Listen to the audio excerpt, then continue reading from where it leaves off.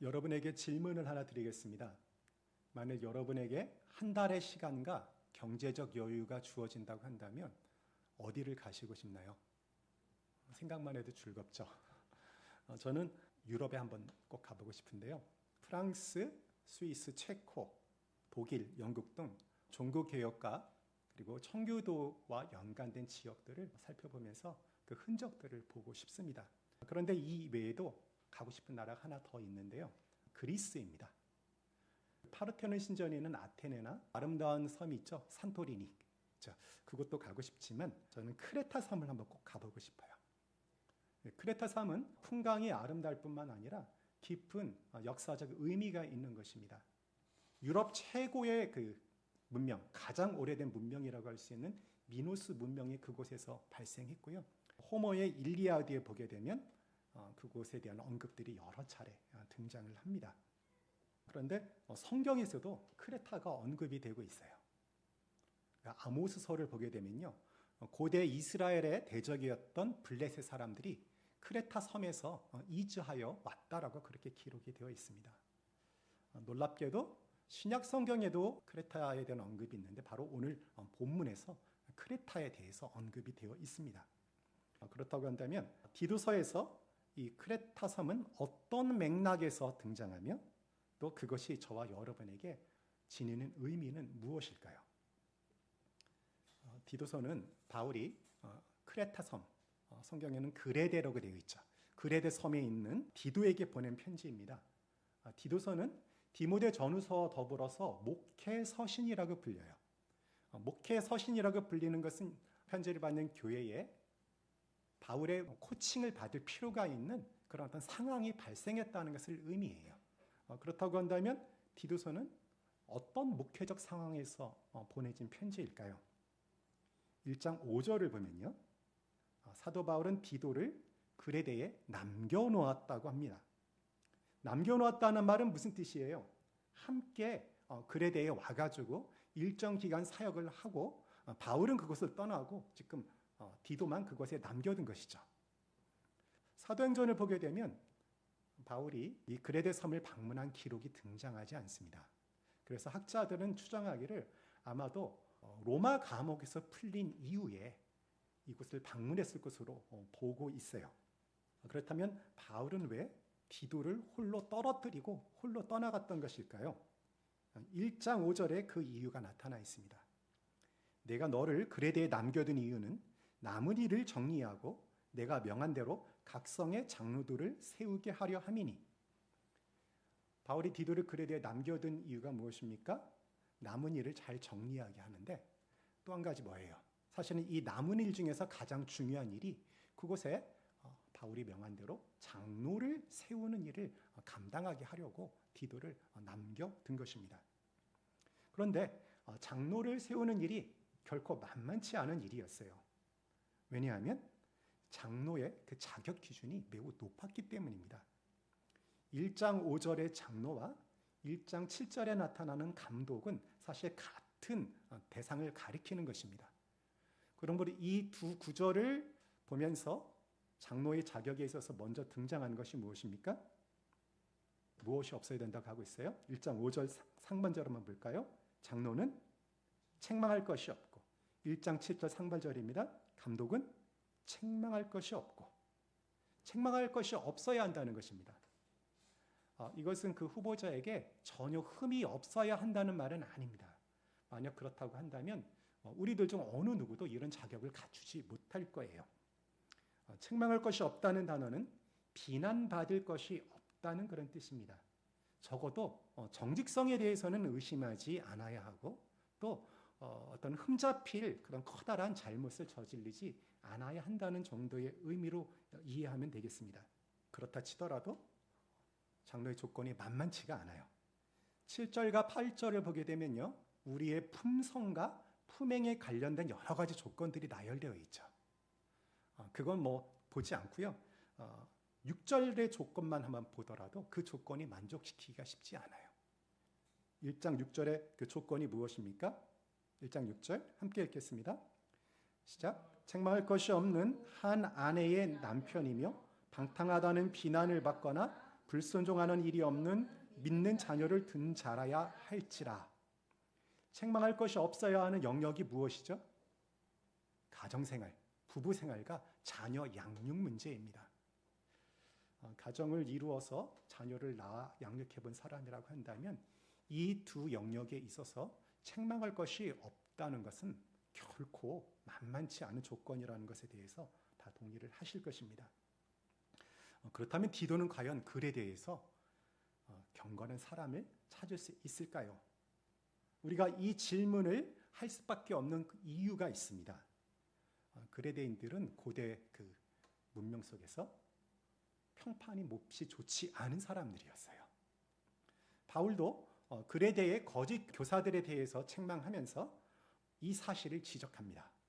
1장 12절과 13절 상반절을 한번 볼까요?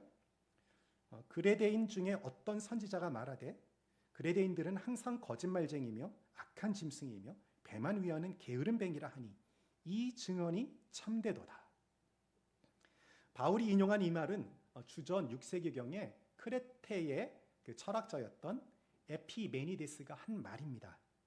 그는 당대의 사람들로부터 선지자로 칭송을 받았던 사람이에요. 그런데 그 사람이 자기 동족에 대해서 이렇게 평가를 한 것입니다. 뭐라고 말을 합니까? 거짓말쟁이라고 말을 해요. 헬라어에서 이 거짓말하다라는 뜻을 갖고 있는 동사가 크레티조입니다. 크레티조.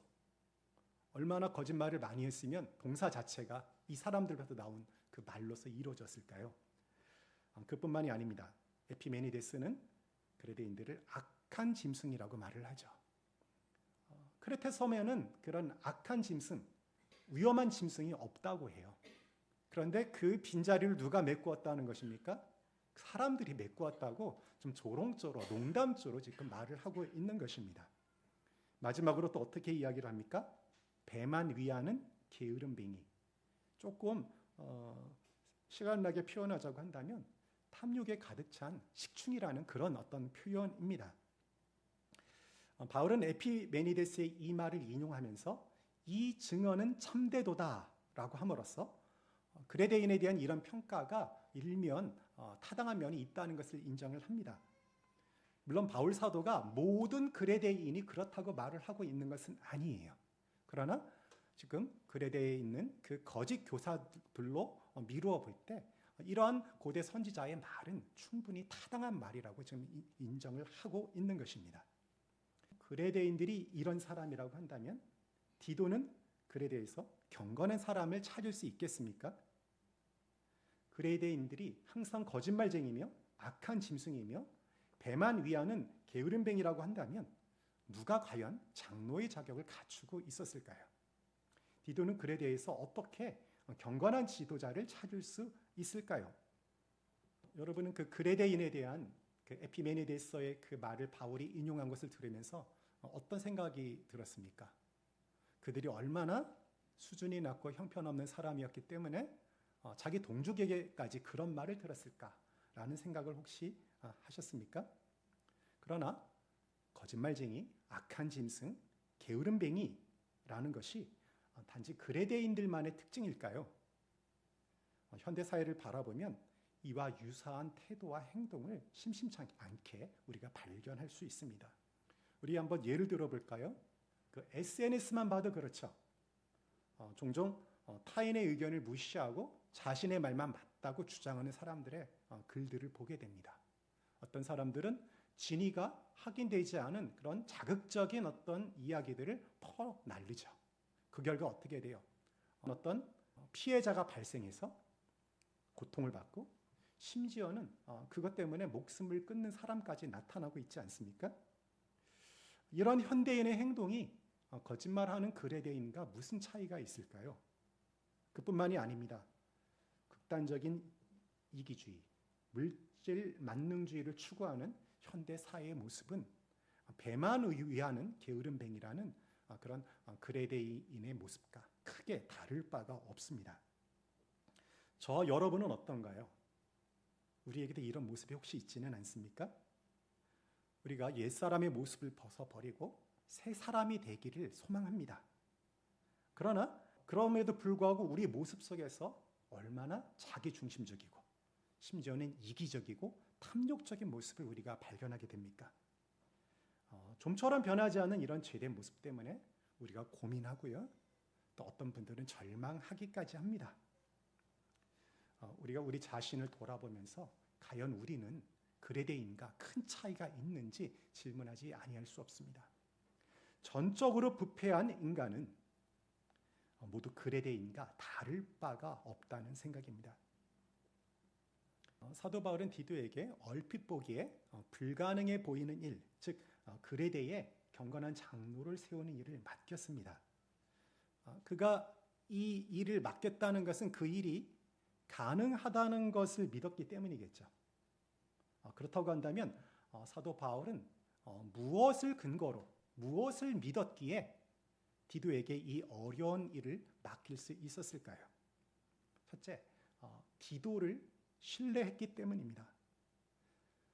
디도는 어떤 사람이었기에 바울이 그레데와 같은 그런 어려운 지역을 맡길 수 있는 사람이었을까요?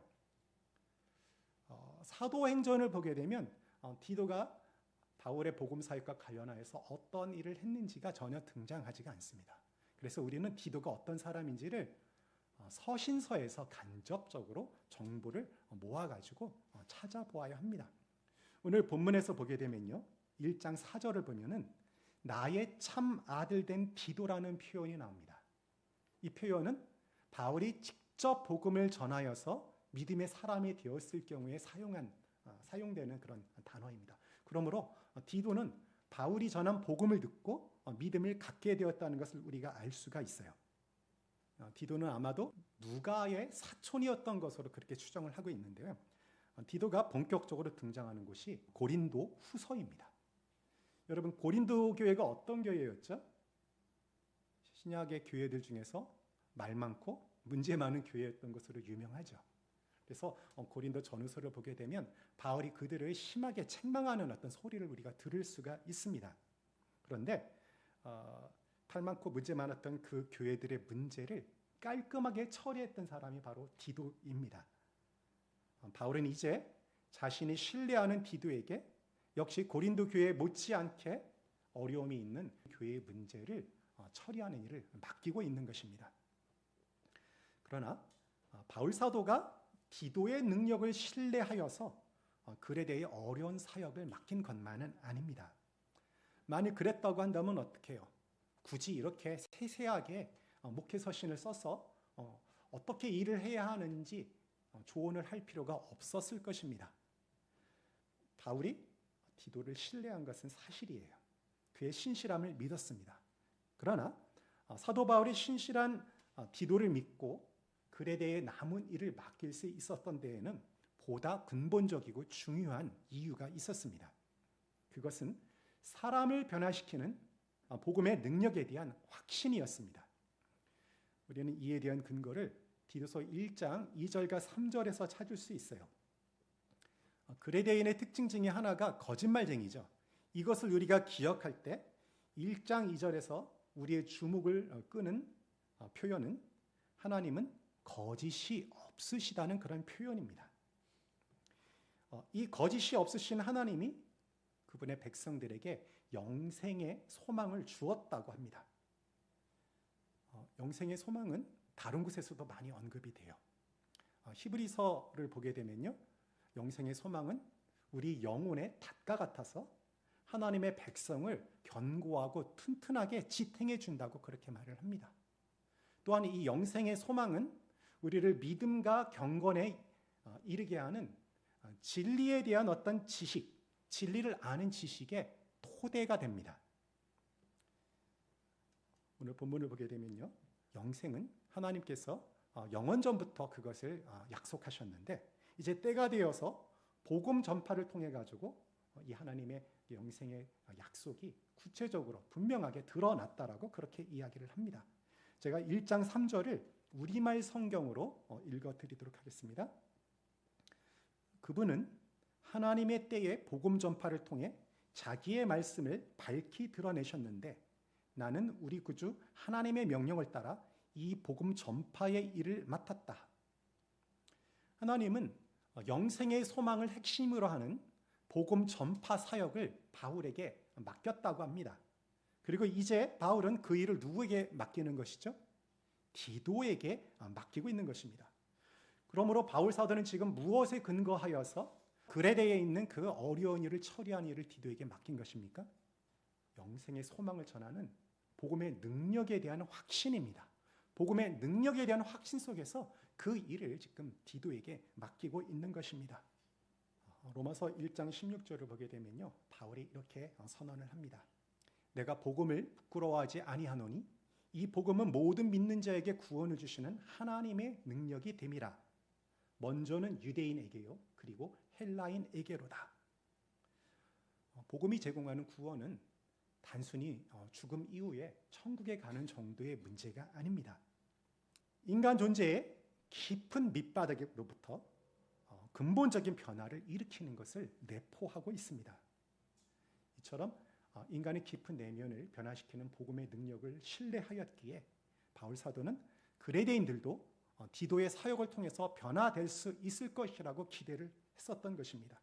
그래서 그 일을 디도에게 맡길 수 있었던 거예요. 하나님의 말씀을 통해 복음의 능력이 그레데인들의 삶 속에서 실현될 때 그들이 진정으로 변화되어서 그들 중에서도 경건한 장로의 후보자를 찾을 수 있을 것이라고 믿었던 것입니다. 복음에는 성령의 역사를 통해 인간의 한계를 넘는 놀라운 변혁의 능력이 있음을 믿으시기 바랍니다. 우리는 교회 역사 속에서 그리고 우리들 속에서 복음의 능력으로 변화된 사람들을 많이 발견할 수 있습니다. 성경 다음으로 많이 인쇄가 된 책이 혹시 무엇인지 아시나요? 철로역정입니다. 이 철로역정을 쓴 존 버녀는요, 원래 믿음이 좋은 사람이 아니었어요. 1628년 영국에서 태어난 버녀는 초기에는 그 불량배로서 방탕한 생활을 했었습니다. 그가 자신의 그 과거의 모습을 돌아보면서 어떻게 표현을 했냐면요, 죄의 구렁텅이에서 내가 가장 두각을 나타냈었다라고 그렇게 표현을 해요. 자기가 죄 짓는 일에 1등을 했다는 그런 이야기입니다. 그럴 정도의 무신론자였고 신앙에 대해서 조롱하는 일을 즐겨 했던 사람이 바로 존 버년이었습니다. 그런데 존 버년이 신실한 여성과 결혼을 했어요. 그리고 아내가 신앙 서적을 선물로 주었는데 그것을 읽는 가운데 그의 삶 속에서 첫 번째 영적 각성이 일어납니다. 그리고 그의 영적 각성과 그의 변화는 지속적으로 서서히 일어나는데 어느 날 길거리를 가다가 신실한 어떤 여성들이 그 복음에 대해서 증거하는 모습을 보면서 충격과 감동을 받습니다. 가녀린 부녀자들이 그 복음을 증거하는 것을 보고서 충격을 받아요. 이런 일을 계기로 그는 자신의 죄에 대해서 더 깊이 들여다보고 성경을 읽고 기도하는 가운데 진정한 회심에 이르게 되었습니다. 그는 1660년 정부로부터 승인되지 않은 설교를 하였다가 체포되어서 감옥에 갇힙니다. 그렇지만 그 고통의 시간, 고난의 시간에 신앙에 대해서 더 깊이 묵상하고 후대에 영향을 끼칠 철로역정 등 여러 서적을 집필합니다.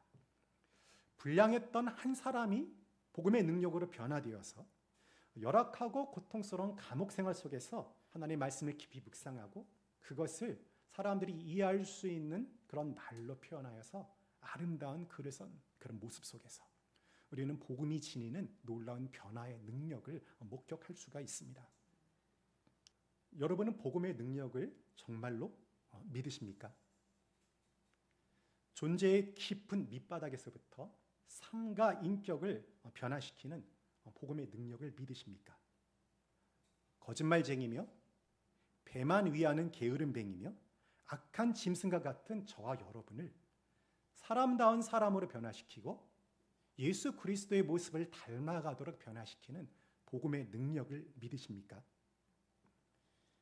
성령님의 역사에 의해서 우리가 처음 예수님을 믿을 때 우리 내면 속에서 실질적인 변화가 일어납니다. 우리가 우리 자신이 죄인이라는 것을 자각하게 되고 그 결과 우리가 비참한 처지에 처해 있다는 것을 깨닫게 되면서 예수 그리스도를 의지하는 자리로 나아가게 됩니다. 이것이 진정한 회심의 과정입니다. 그리고 그 이후에 우리가 예수님을 닮아가는 성화의 과정을 걸어가고 있죠. 그런데 성화의 과정이 긴 마라톤의 과정인 것은 사실이지만 만일 우리 가운데에서 진정한 변화가 나타나지 않거나 더디게 나타난다고 한다면 아마도 우리는 복음이 말하는 그 어떤 면에 있어서 온전히 반응하고 있지 않기 때문에 그런 일이 발생한다고 저는 믿습니다. 복음의 능력이 없어서가 아니라 복음에 대해서 뭔가 깊이 이해하지 못했거나 복음이 말하는 것에서 어떤 요소에 대해서 우리가 반응하지 않기 때문에 우리 가운데에서 실질적인 변화가 일어나지 않는다는 것입니다. 우리는 지금 우리를 구원하여서 존재의 밑바닥으로부터 우리를 변화시키는 복음에 대해서 온전히 반응을 하고 있는지, 우리가 과연 진정한 회심에 이른 사람들인지를 한번 정직하게 들여다보아야 할 것입니다. 나아가 복음의 능력을 확신한다고 한다면 우리가 좀 더 담대해질 필요가 있습니다. 복음이 모든 사람을 구원하는 하나님의 능력이요, 모든 사람의 문제와 우리 인간 사회의 문제에 대한 유일한 해결책이라는 것을 믿는다고 한다면 아직 구원받지 못한 우리의 가족, 친구, 그리고 지인들에게 복음을 전할 기회를 더욱 적극적으로 찾아야 할 것입니다. 그들을 위해서 더욱더 간절하게 기도하고 그들에게 복음을 전할 그런 시도를 해야 할 것이라고 생각을 합니다. 또한 공동체의 차원에서도 복음을 증가할 수 있는 방법을 좀 더 적극적으로 모색해야 할 것입니다. 베드로가 예수 그리스도에 대한 온전한 신앙을 고백했을 때 예수님께서 지옥의 권세가 결코 예수 그리스도의 몸된 교회를 이길 수 없을 것이라고 약속하셨습니다. 그리하여서 우리가 교회를 승리하는 교회라고 부릅니다. 이 승리하는 교회에 맡기신 복음에는 놀라운 능력이 있습니다. 아무리 완악한 사람이라도 구원해낼 수 있고 그를 실질적으로 변화시킬 수 있는 변혁의 능력이 있습니다. 우리 이 복음의 능력에 대한 확신을 다시 붙들도록 하십시다. 복음의 능력에 대한 확신 속에서 대담한 믿음의 행보를 시작함으로써 복음의 변혁적 능력을 깨닫는 우리 각자와 우리 공동체가 되기를 주님의 이름으로 축원합니다.